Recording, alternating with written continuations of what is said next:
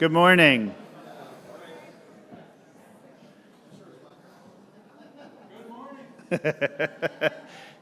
We try it again. Good morning.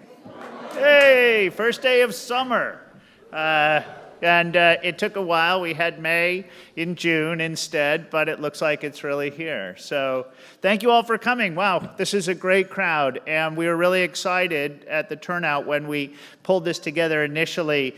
We thought, it's that old thing. What if you throw a party and nobody shows up? But instead, we had tremendous registration, and it's really a mix. It was students, faculty, people from the community, from the state, experts from outside. So, wow, we're just really excited to have you all here, and really appreciate the overwhelming response for the invitation to participate today. So, welcome to the RISE Summit. I'm Kirk Dombrowski. I'm the Vice President for Research at UVM.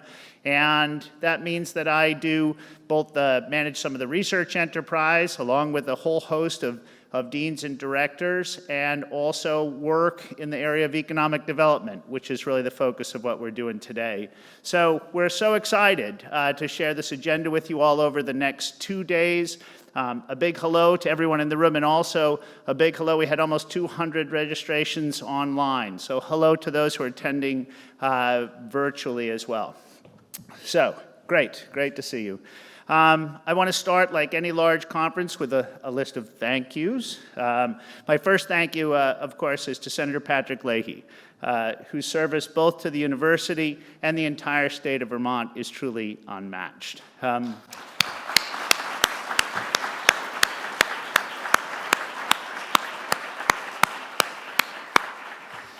It's no exaggeration to say that the RISE Summit would not exist without his efforts, which include millions of dollars in federal support, and for his help in championing rural Vermont, which faces unique challenges that affect such important issues as transit, economic development, and water quality.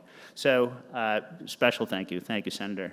I also want to thank President Suresh Garamella, my boss, which is not just because he's my boss, but because he really brought a new energy and attention to the research enterprise here at UVM, and I benefited from that. I feel like the entire university has benefited from that, and his support has been incredible. Much of what you hear over the next 2 days springs directly from the strategic vision document that he created for the university. It's amplifying our impact. If you're interested, you can find it on the president's webpage at UVM. That really is the document that set the stage for what we're doing today, and really what we've done for the last 3 years. So thank you, President Garamella.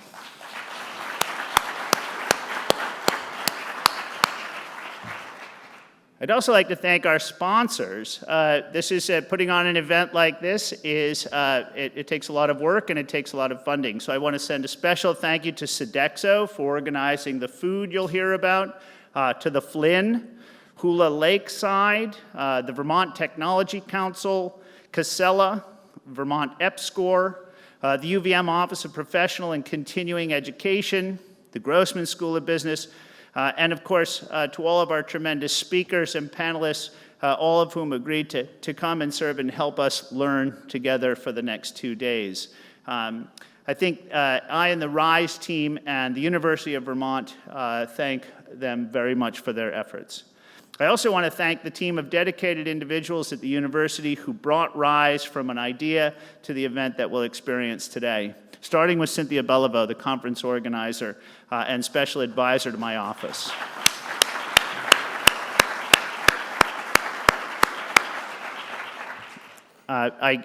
I gave her an open slate and said, fill it with interesting things, and this is what we got, an amazing accomplishment. So thank you, Cynthia, and her team, Maureen, Josh, Ruth, Nicole, and the Fuse marketing team, along with the RISE committee members, the Office of Research, and the provost staff. And we're really pleased that the provost is here with us again today, so thank you, Patty, for coming.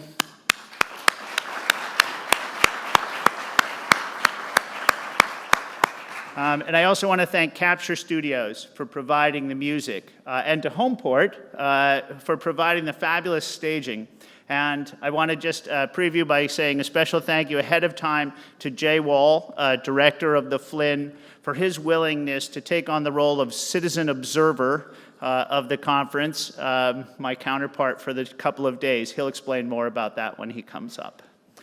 So here we are.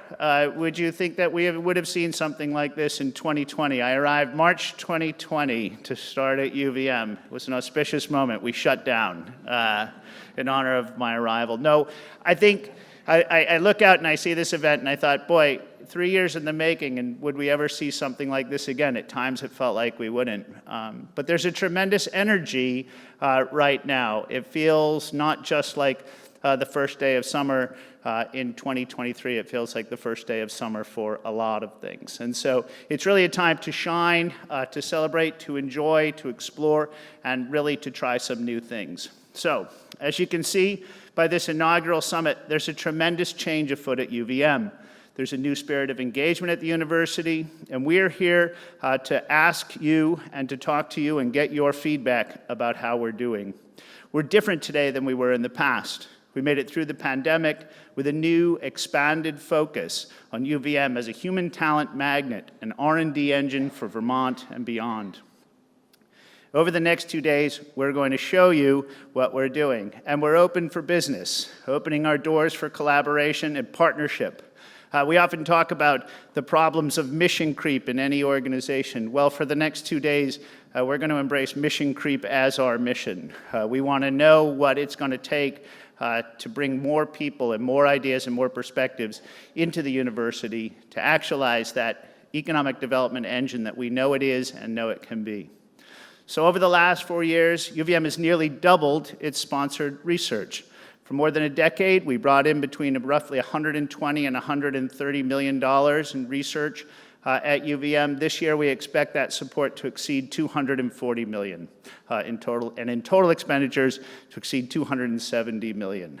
That's a good, I'll take a round of applause for that.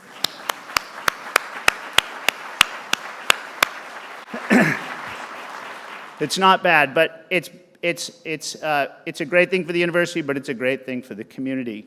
The ability to attract resources and talent to the region is now one of UVM's primary benefits to the region, to Vermont, and to the entire Northeast. According to NSF's most recent accounting, as of 2021, 2 years ago, we ranked 87th nationally among 412 public research universities in the United States. And for the first time in UVM's history, income from sponsored research at UVM is outpacing funding from undergraduate tuition as a measure of institutional activity, a previously unheard of prospect for a little university in one of the most rural states in the country. So, pretty exciting thing for Vermont. We'll do that again.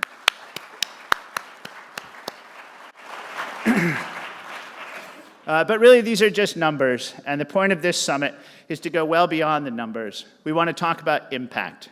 Some of the impacts are immediate. Research brings in highly educated workforce to the region with strong salaries and a commitment to making a difference in the world. $250 million in spending translates to something between $750 million and $1 billion in economic impact. But that's only part of the story. This summit is meant to ask and explore the key questions behind university impact on community, state, and region. We want to ask the questions: what do universities bring as talent magnets beyond funds and workforce? Why is creativity and innovation at the forefront of national concerns as we look to the challenges of unequal community development? What other factors can help determine the ways that universities can create economic development, and what stands in the way of their ability to make impact? And finally, what is culture, and why is it so important both to higher education institutions and to their ability to make a difference in the communities and regions in which they sit? That's the theme for our summit, and it's a journey. So just to tell you a little bit about what to expect over the next couple of days, this summit was born from action and from a desire to bridge the divides and solve the most pressing problems that communities at home and around the country are facing, whether it's clean water, sustainable energy, affordable housing, food production, or more. RISE at UVM will be the seed for groundbreaking, innovative, entrepreneurial growth, bringing an unmatched research enterprise to the communities and ventures that need it the most. At RISE, you'll hear from UVM faculty and researchers. regional leaders in innovation and sustainability, entrepreneurs, and business leaders from Vermont and beyond, discussing important topics like rural-urban development, the creative economy, zero-waste food, green excellence, and more. RISE is a summit, yes, but this summit will showcase multidisciplinary perspectives of what it means to excel in research, innovation, sustainability, and entrepreneurship. So let me quickly review what you will experience in the next 2 days. First, there are no breakout sessions, and I think that's sort of maybe unusual for this kind of event. We'll be experiencing the summit all together. We kick off the sessions with reflections from our good friend Senator Leahy. Then a stellar panel will discuss the connections and challenges that rural development and economic development in Vermont represent. Jay Wall, director of the Flynn, will then delight us with his initial observations and provocations as someone sitting on the outside of this university watching us closely, I should probably say, up on the hill. Vermont has strong agricultural ethos, so needless to say, we've got great food for you throughout the summit, starting with the morning break, where Sodexo and UVM Nutrition and Food Sciences and the Food and Agricultural Research Station will discuss the zero food waste mission of this conference. Before lunch, we'll hear about the fundamental and critical component that human development plays as an essential accelerator for system change, moderated by our higher education partner, Joyce Judy, president of the Community College of Vermont. Thank you, Joyce. Hold on to your seats as keynote speaker Kyle Clark, founder and CEO of Beta Technologies, talks with us about what Vermont's emerging technology companies are and should be. I think his answers will surprise you. Then for lunch, we'll hear from Catherine Dimitrick from Northwest Regional Planning Commission, where she's the director, and she'll go over questions that you can already find at your tables. We want your thoughts, and we'll use after the lunch session to try and get some feedback on what's happened already at the conference.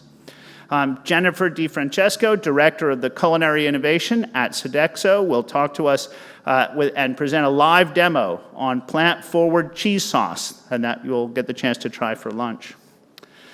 After lunch, we move from thinking about human capital to thinking about culture. In other words, people, and ask why are culture and creativity so important for a vibrant community? I can't wait to hear from that panel, actually. That's right up my alley. Then John Erickson, UVM faculty member, will lead his panel on green excellence and talk about how to maximize the interactions with an international and local group of panelists. This should be a fascinating global perspective for what's happening here in Vermont. And then finally, as the day ends, I'll wrap up with reflections on what we've talked about and what we envision for research and development at UVM, and preface some of the topics for tomorrow. So, as a welcome to the conference, I want to say thank you again for coming. And really, this is meant to be a participatory activity. So there are microphones in various places. Many of our panels will be discussion in format, and we're really excited for your input and thoughts. So, great.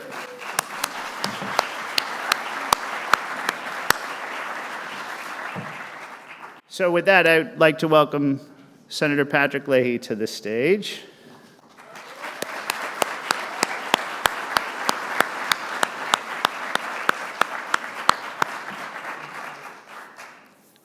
This summit, like many programs at Vermont, would not be possible without the support of Senator Patrick Leahy, who served as Vermont Senator in Washington, D.C. for nearly half a century.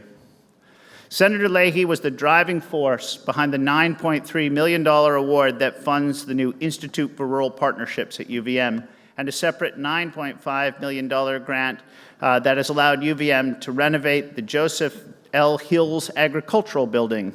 He also secured an initial $11 million in federal funding in 2021 for UVM's Food Systems Research Center.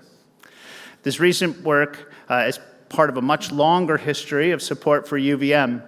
Since his election to the Senate in 1974, Senator Leahy has been a steadfast advocate for higher education, particularly for the University of Vermont. This has included numerous programs, including the recently dedicated Patrick Leahy Honors College, which is amazing, where his devotion to access and affordability is paired with his commitment to public policy, which will be reflected as a living legacy within the college. He's also recognized the importance of research, which I'm really thankful for. Made my job a lot easier. So procuring more than $100 million throughout his career for UVM research endeavors, including the Vermont Advanced Computing Center, the Functional MRI Center, all aspects of water research on Lake Champlain, including our new research vessel, the Marcel, and our new Water Institute, coming soon with an announcement in the fall. Funding for our Center for Rural Addiction, our Food Systems Research Center, and finally the Institute for Rural Partnerships, which you'll learn about a little later in the program. Most recently, Senator Leahy is following decades of service in the U.S. Senate with an appointment to the position of Distinguished President's Fellow here at UVM, where he'll participate in campus activities with a special focus on the numerous program areas for which he was a tireless advocate for Vermont. Senator Leahy, thank you for coming. Thank you. Thanks, Kirk.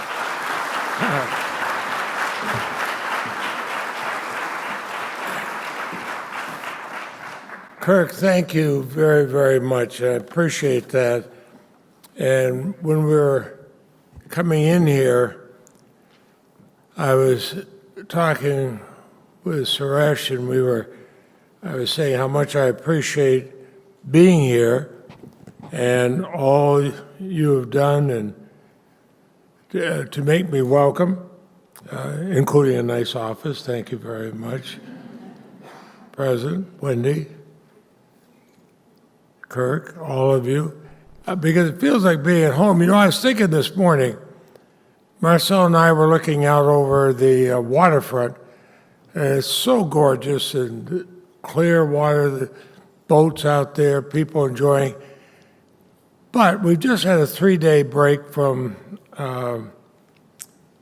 actually a 3-day break in the Congress, and normally I'd be in the car heading to the airport, fly back to Washington to go back where some of it is interesting and some of it is unique. But instead, we drove up here, drove in here, Marcel and I did, walked in here, and I said, you know, we're home. We're home. So,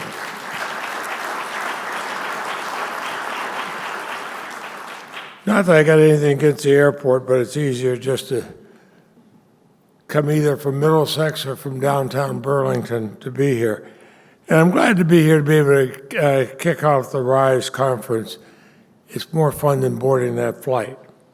Look at what this conference is, and Kirk laid it out so well.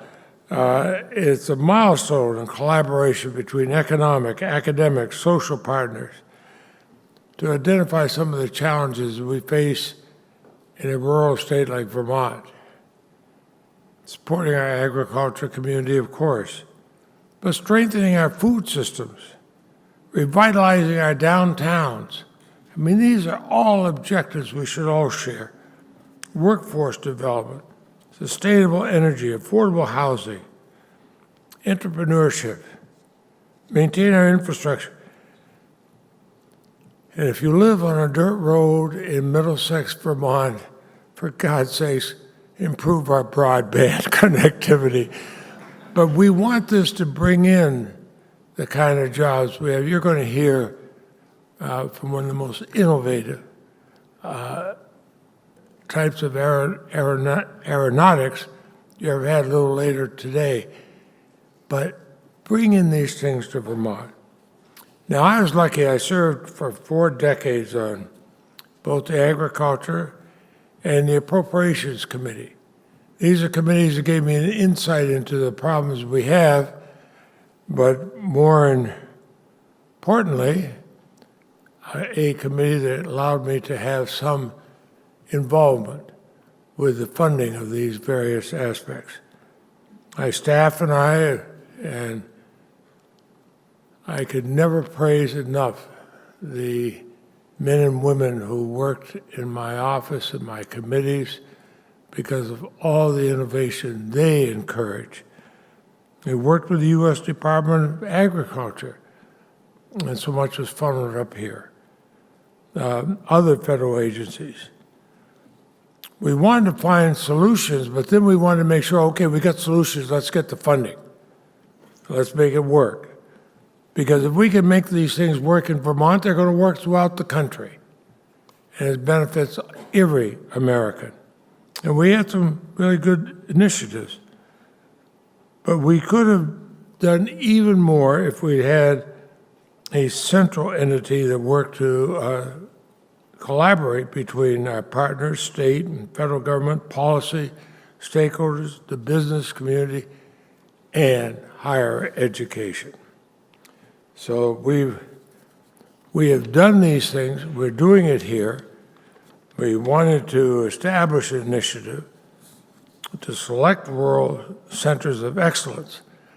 And that seems like just a slogan, rural centers of excellence. But if they work, generations from now will be saying thank you.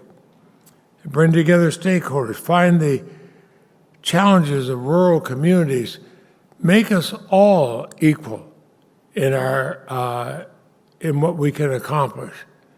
I mean, I was always so proud going back to Washington and say, let me tell you about Vermont and what we have there.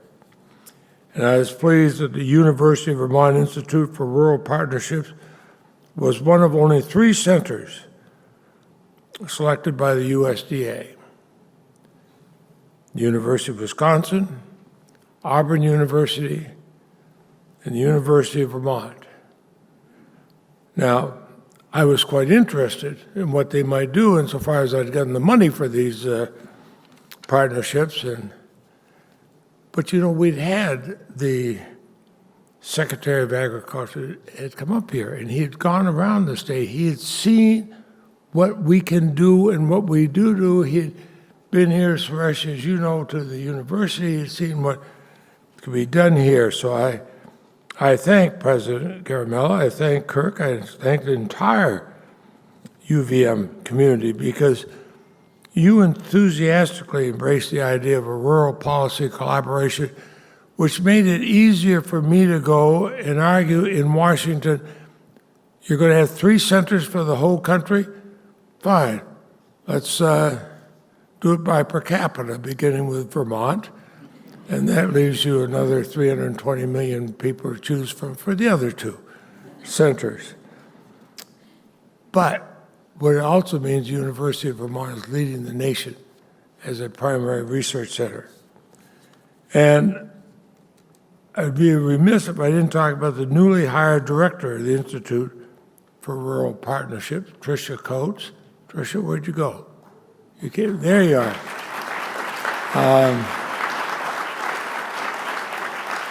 I am delighted to see somebody originally from Montpelier be here. Sometimes Montpelier folks actually make it on the stage. And we're fortunate to have her experience and leadership join the UVM team. I've watched her work in Washington, here in Vermont, and elsewhere. This is such a diverse chore that we're facing, as Kirk knows. We've got to do it. And so, in conclusion, I'm glad right now I'm not sitting in, they make these airplanes not for people over 6 feet tall. I'm glad I'm not stuck in that little airplane heading back saying goodbye to Vermont, said I'm here with you at the RISE conference. That's not bad. So I'm looking forward to the discussions. I know John Tracy from my office is here. Wendy makes sure I keep track of what goes on. Thank you all. Just think what you're doing for the state, but also what you're doing for the country. No wonder I'm so proud of all of you. Thank you.